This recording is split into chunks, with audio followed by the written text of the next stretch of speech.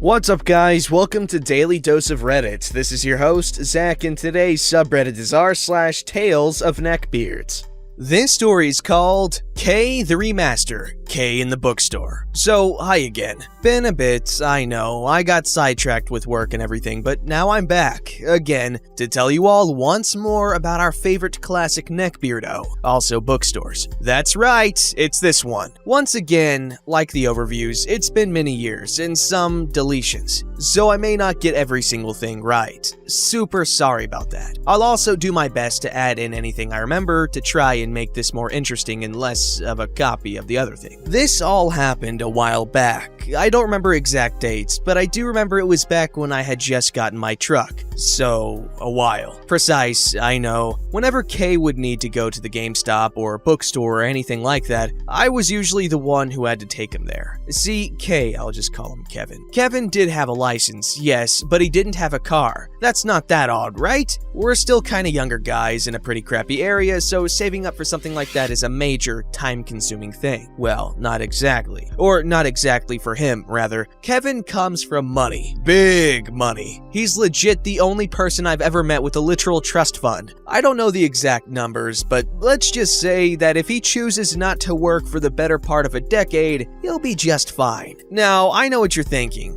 but Moonhorse, what if he can't spend that trust on a car or something? That's a totally valid point. Honestly, and for all I know, that could be true. The reason I think it's odd he had no car was because he was literally offered two for free. He turned them down because he has this really hard fixation on owning an El Camino. I don't really know the reason why, but yeah. But this isn't about that. This is about a trip to the bookstore. Maybe I'll tell you the tale of Kevin and the cars another day, if you ask nicely. On this fateful day, I was called by Kevin, roughly 8 times in a row, that's how he does, to go to the bookstore. He totally needed to go. Now, the bookstore in question is a Books-A-Million in the mall. The mall is 3 towns away. Remember when I said we live in the middle of freaking nowhere? Yeah, it's about a 30-minute drive, so it's not something you do just on a whim most of the time. Kevin was adamant, however. He absolutely needed to be there. He had promised friends that he'd be there. He had so many reasons and excuses for me to take him there. I had been awake roughly an hour, so I'm not exactly ready for such things, but I'm also not awake enough to deal with this level of BS, so I relent and tell him to give me time to get things together so I can go. Getting things together also involves preparing myself to be stuck in a car with him. Like I said in the overview, Kevin isn't a stinky neckbeard. That wasn't the issue. The issue is that this is about to be a 30-minute car ride with the incel board condensed into one human being. The entire trip I was enlightened to his views on women and how they're just driven by their biological need to only reproduce with alpha males, and how women can't be in charge of things because their inability to properly process their emotions. I once watched this man get so angry at a joke sung by Stephen Lynch about D&D that he screamed at the radio like he personally insulted him, but I digress. All of those classic neckbeard incel hits are there. Women don't give good guys a chance. Females only chase chads. I try to tell her how nice and kind I am, but she just blocked me. My waifu in this fanfic I wrote loves me, unlike these real benches, and so many more. By the time we finally get to the mall, I'm fairly certain my brain has started to melt. Aside from those wonderful hits, I also got to hear about how feminism is totally the root cause of all the world's problems. You guys,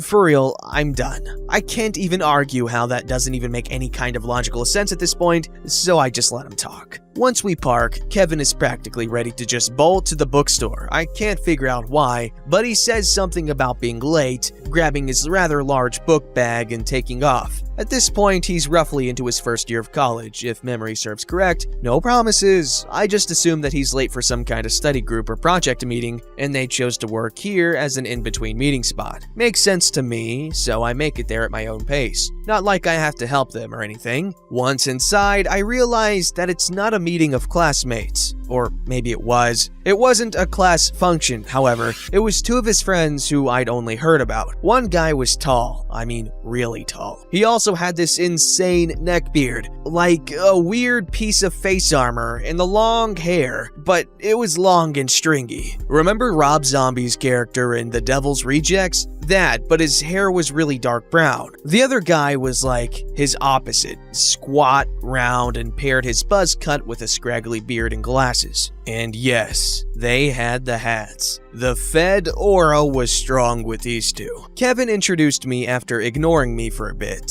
I wasn't cool enough for the crowd, I gather. They were here to sit in the in-store coffee shop and play Magic the Gathering. Not gonna lie, I don't know crap about this game. Never got into it. Never really started hearing things about it until I started reading neckbeard stories, honestly. So seeing as I'm just a filthy casual, I decided to just sit this one out. I grab a book and sit myself in one of the armchairs that are in this coffee shop, bookstore, add-on thing. I don't know what you call them. I wasn't so much reading as watching these guys interact. Even before I knew what I know now about the beardery, I was still fascinated, and while I don't know anything about Magic the Gathering, watching people play it really, well, is kinda interesting. Like watching pro football or something, you know? It was during this that I started to notice something off with their game.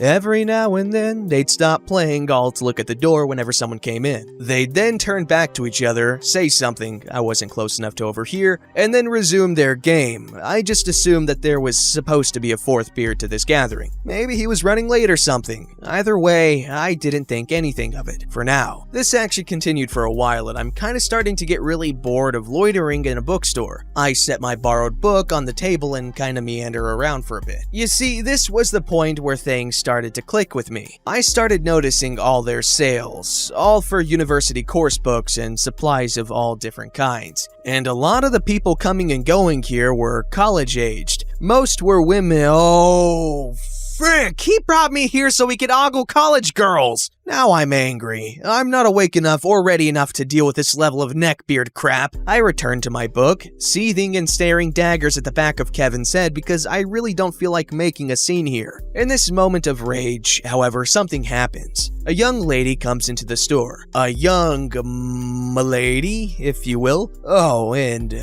Kevin certainly will. He locks on her hardcore, watching her as she comes in, talks to someone at the counter, and then starts back to where all the course books are. Kevin and the wizards of Beardlandia, as I have taken to calling them lately, are quickly talking and looking back and forth, and then he does it. Kevin stands, prepares himself, then starts to follow his targeted milady. I'm not gonna miss this crap show, so I follow after him. I need to know what pearls of romance and wisdom he plans on dropping on this unsuspecting woman. First, a slight side note. See, at this time, the bookstore had rearranged a lot of the shelves. As a result of this, the end of the college books, cliff notes and whatnot, ended up sharing an aisle with the beginning of the comics and manga section. Knowing that, you can maybe catch a hint of where this is going. I spy Kevin in that aisle, along with his milady. He's not near her. Not yet. Still mentally preparing, I guess. Those of you who know me from my channel and other places know that I have a certain love of horrible and hilariously insane things. This sometimes means that, when I knew something painfully embarrassing is gonna happen, I sometimes have to fight the urge to just let it happen. This day, the urge won. I didn't see this conversation take place. Not entirely, but I heard it. I'm hiding on the other side of the aisle, looking like I'm studying the crap out of this pop display. From the other side, I hear our brave Sir Kevin of the Beardington make his smooth move. It's really cool to see a smart girl who also likes comics and manga. I can suggest a few titles that you'd really enjoy if you want me to. I'm sorry, what? I was remarking on your sense of knowledge and enjoying the finer parts of Japanese artwork. I don't know what you're talking about. I'm just getting some books for class. Well, I thought you were here to get some manga. My apologies, milady. Perhaps I can teach you some of the better ones, enlighten you, and show you some truly classical pieces.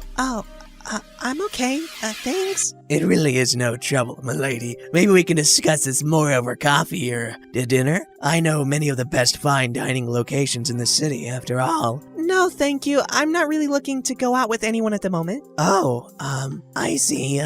Well, okay. Now, again, I can't see him yet, but I've decided that studying this Spider-Man pop has reached its end, and I start to go to the next aisle. You know, to do the whole, Aw, cheer up, buddy. And plenty of fish in the sea stuff. Help him get over this crushing defeat. As I'm turning, I hear this wonderful exchange start. Figures that you'd only chase after alpha males when all I was trying to do was be nice to you. Dude, stop. I don't want to date you. Because you're just some thought who only chases jock rooster. Moonhorse.exe has stopped working. What did you just call me? Don't get mad at me because I'm right. You girls never give nice guys like me a chance. You're just too busy being a whore for some alpha rooster. Anyone else hear those screaming alarms? Me too. Time to pull the boy out of there by his hair. I'm almost around the corner when I hear it. Something that sounds a bit like a whip cracking. Oh boy. I round the corner and I'm face to face with a very red-faced and frustrated woman. Excuse me, she says really shortly with some pretty obvious holding back the rage tone. I just step aside and she storms past. I then see Kevin for the first time. He looks shocked, teary-eyed, and there's a rather large and very red handprint on his face. I ask him what happened. He says nothing and just storms back to the table of the Wizards of Beardlandia. They too ask what happened. He mutters something about all women being whores or something, and with a great sulk, goes back to his game. They played for a while more, then it was time to go. I got to hear his version of the story, all the way home. How he was a perfect gentleman and was only nice to her, and she just hauls off and slaps him for no reason whatsoever. He never said a single thing wrong and never did anything to offend her. However, that devil feminism must have gotten all up in her brain, making her think all men are just the worst and that's why guys can't get dates. It's always something like that, Moonhorse. Uh-huh. That's why true gentlemen and well-educated men have to stick together. Protect our rights as men. These freaking feminazis are just ruining everything. Total shame, that. That's why we're still virgins. Women just won't give us nice guys a chance.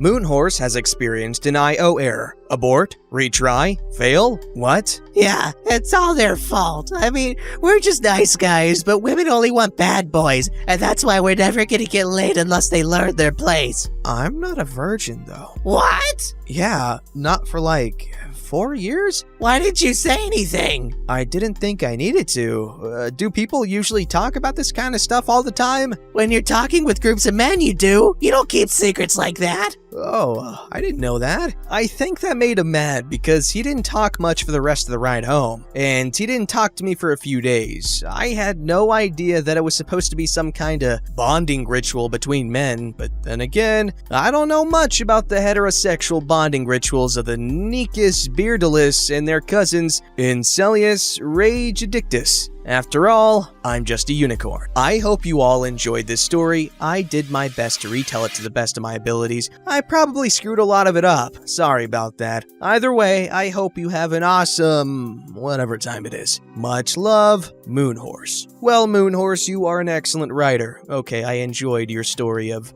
Kay and his neckbeard group. That's just so bizarre, man.